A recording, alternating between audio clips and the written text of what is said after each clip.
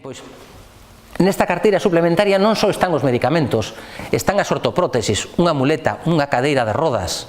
Alguén que necesite vai a ter que pagar unha parte con copago. Produtos dietéticos especiais para a alimentación pois, de enfermos de cancro, por exemplo, que non se poden alimentar con outras cousas. Pois todo isto van a ter que pagalo tamén. O transporte sanitario non urxente.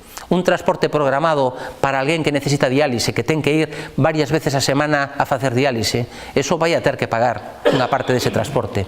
Pero logo, vos decía que hai outra terceira carteira de servizos que todavía está sin definir e que están traballando en que servicios meten en esa terceira carteira, que se vai a financiar con copago e con aseguramentos privados.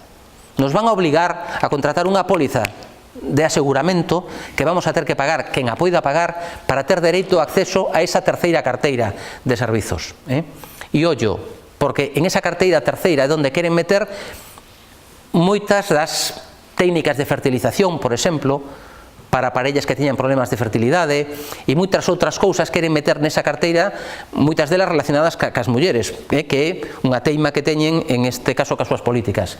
Pois esa vai a ser a terceira carteira. Polo tanto, este sistema que están facendo reduce o número de persoas de cobertura, dá menos servizo e introduce o pago por servizo que hasta agora non pagábamos.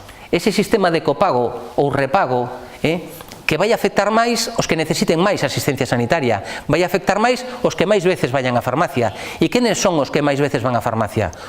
As persoas maiores, os enfermos crónicos, que son normalmente os que menos ingresos teñen tamén. Recordar que temos as pensións máis baixas do Estado, e esos son os que están pagando tamén os medicamentos. Polo tanto, ese copago ou repago, eso é un novo imposto que crea o goberno aos enfermos. A min faime gracia cando escoito que aforraron non sei cantos millóns de euros en gasto farmacéutico. E claro, eu digo, coño, pois non aforraron, yo quitaron do peto os pensionistas que foron a buscar as recetas, porque o 80% das recetas as levan os pensionistas, non aforraron, yo quitaron da carteira os pensionistas. Polo tanto, cando digan eso, cando escoitemos eso, que non nos engañen. Bueno, xa sabedes as normas que sacaron para o pago das recetas, que aquí se vas ca tarxeta, temos un sistema, en eso sí, que funciona moi ben, ca tarxeta sanitaria, e te cobran hasta 8 euros ao mes. E ben, eso que é un imposto a enfermedade, claro, se suma a outros pagos que queren que fagamos, porque agora acaban de aprobar non só para os medicamentos que nos dan na farmacia, sino que queren tamén que paguemos polos medicamentos hospitalarios. Os medicamentos que se dan na farmacia dos hospitais, que, como sabedes, son medicamentos especiais que non se poden dar nunha farmacia normal, entón se dan no hospital e son para enfermos con enfermedades graves, enfermos que non poden elexir tomar ou non un medicamento.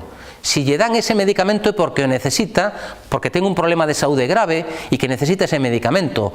Claro, porque a conselleira de Sanidade decía no Parlamento que, claro, había que poñer o copago porque os pensionistas tiñan a casa chea de medicamentos, que acumulaban os medicamentos. Entón, para que non colleran tantos, e digo eu, claro, se tiñan os medicamentos é porque algún médico os recetaba, ou é que os pensionistas teñen o talonario de recetas na casa.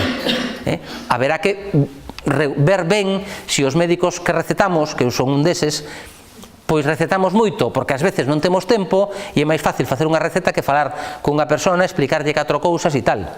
Ás veces pasa eso, claro, pero desde logo o pensionista non ten a culpa.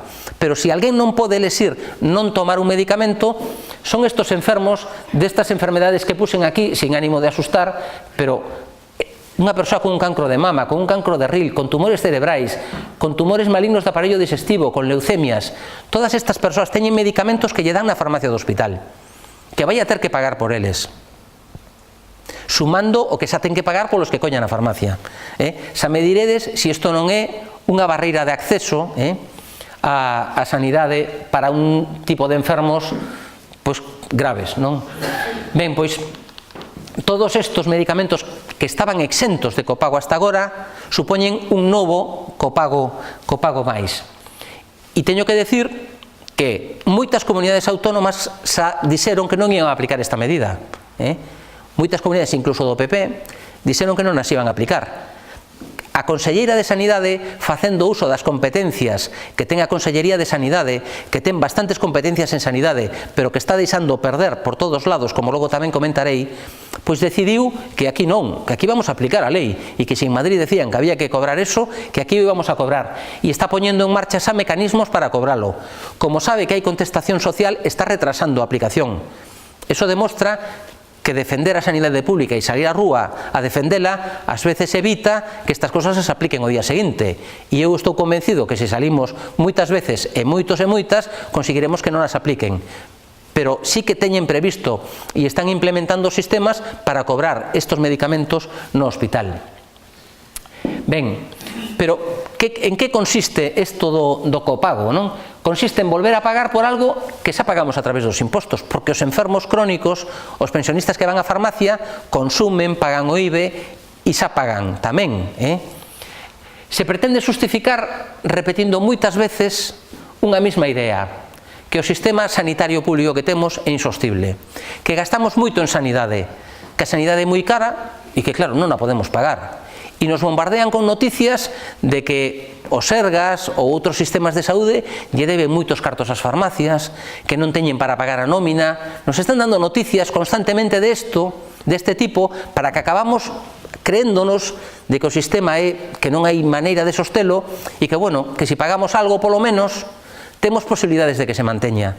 Esta é a mentira repetida tantas veces que parece que se acaba convertendo en verdade. E non é certo. Non gastamos moito en sanidade. Non temos un sistema sanitario público que dilapide os cartos. É certo que hai cousas que se poden facer mellor. É certo que hai cousas que optimizar. Todo iso é certo.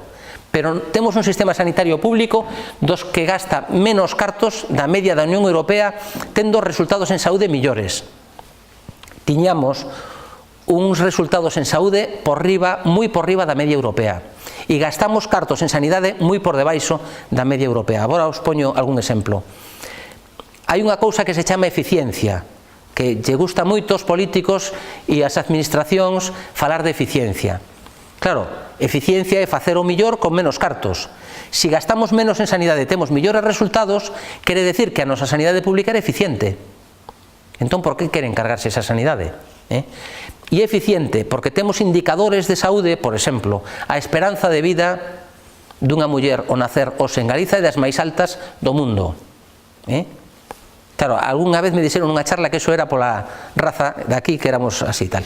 Pero hai outro indicador, que é a mortalidade perinatal, cando o número de nenos que morren no momento do nacemento. Temos a mortalidade perinatal, e iso sí que ten que ver co sistema sanitario, como se atende as mulleres embarazadas e como se atende o parto e o posparto. Temos a mortalidade perinatal máis baixa do mundo. E iso, claro, ten que ver co sistema sanitario, gastando menos. E cando digo gastando menos, non me gusta moito falar de números nin de cifras nos temas de sanidade, pero hai números que temos que comentar. Mirade, isto é o que se gasta en sanidade pública por habitante e ano en diferentes países da Unión Europea. O que gastábamos, por certo, teño os datos da Unión Europea do ano 2008, antes da crise, para que non nos digan que isto pola crise e tal, non, estos son datos do 2008. No Estado español se gastaban 1.492 euros. Xa gastamos bastante menos, pero se gastaba daquela 1.492. Francia, por exemplo, gastaba por cada habitante 2.553 euros. Claro, e por qué no Estado español gastamos 1.400 e en Francia gastan 2.500? Porque algúns políticos no Estado español decidiron gastar 1.400. Se algúns políticos decidiran gastar 2.500, non teríamos problemas de soster a sanidade pública. Entendedes? Non teríamos que recortar en personal, non teríamos que recortar en servizos á cidadanía. Pero hai algúns políticos que decidiron gastar en outra cousa e non en sanidade pública. Claro, se esos mismos datos os traducimos a porcentaxe do que se chama Produto Interior Bruto, que é a porcentaxe de riqueza do país, do conxunto da riqueza do país, canta gastamos en sanidade. Mirade, no Estado español gastamos en sanidade pública un 6,25% da riqueza do país. Xa estamos por debaixo, pero isto era no 2008, antes da crisis. Gastábamos un 6,25%. Francia gastaba un 8,48% da riqueza do país.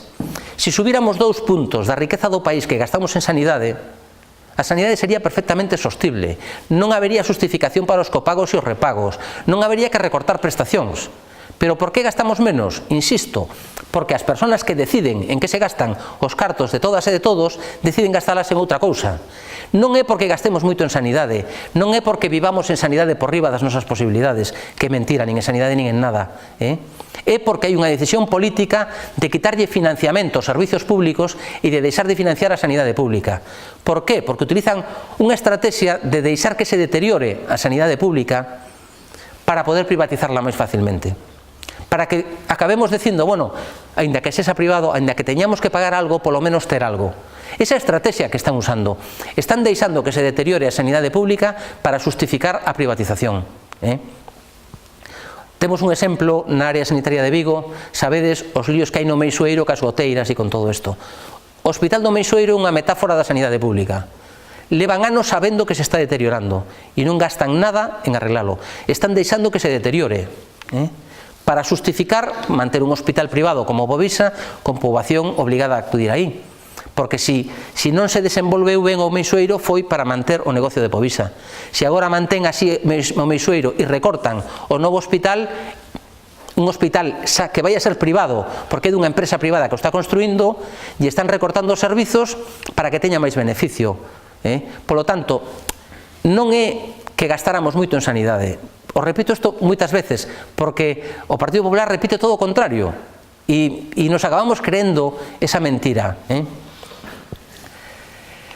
Ben, como xa fun comentando, quenes perden co copago e con repago? Os que necesitan máis asistencia sanitaria, os enfermos crónicos, os discapacitados, os pensionistas, as persoas maiores. Por qué? Porque teñen menos capacidade adquisitiva, temos as pensións máis baixas do Estado, e porque son os que consumen máis sanidade.